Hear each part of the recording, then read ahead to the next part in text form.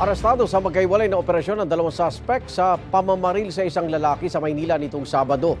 Na-recover sa ilog ang motorsiklong ginamit umano bilang getaway vehicle.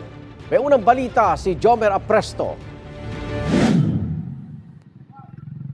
Pahirap ang iniaangat ng mga pulis ang motorsiklong yan sa ilog malapit sa Lubiran Bridge sa Santa Mesa, Maynila kahapon. Ang motor na yan, getaway vehicle daw ng riding in tandem na nasangkot sa pamamaril noong Sabado. Base sa kuha ng CCTV sa Barangay 739, makikita ang magkaangkas na pumarada sa Arellano Avenue.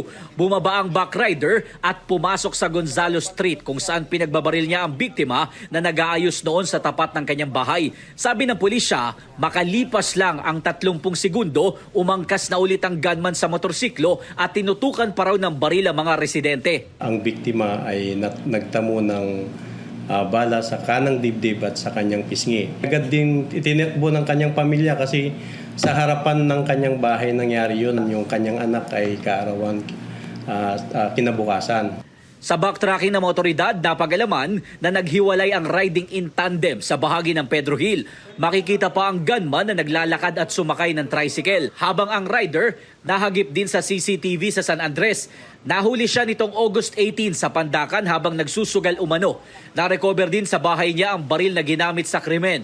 Isinailalim na ito sa ballistic examination. Itinuro ng rider ang gunman na nahuli naman sa Antipolo, Rizal. Inaalam pa ng mga pulis kung sino ang mastermind at kung ano ang motibo sa pamamaril.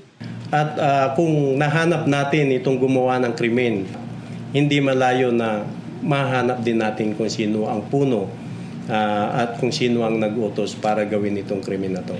Lumabas sa investigasyon na dati nang nakulong ang dalawa dahil sa magkakaibang kaso. Ito yung motor na ginamit ng riding in tandem bilang getaway vehicle sa pamamaril. Sabi ng mga tauhan ng Manila Police District, inihagis pa ng mga sospek sa ilog itong motor para pagtakpan ang kanilang ginawang krimen. Hindi gaanong hagip sa CCTV pero kita ang pagtalsik ng tubig mula sa pagkakahagis ng motorsiklo noong Sabado ng gabi. Na-recover ito kahapon sa tulong ng PNP Maritime Group na 5 oras sumisid sa San Juan River. Dahil kapag hindi natin nahanap yung motorsiklo na gamit, iniisip nila na hindi mapuputol na yung paghahanap natin sa kanila.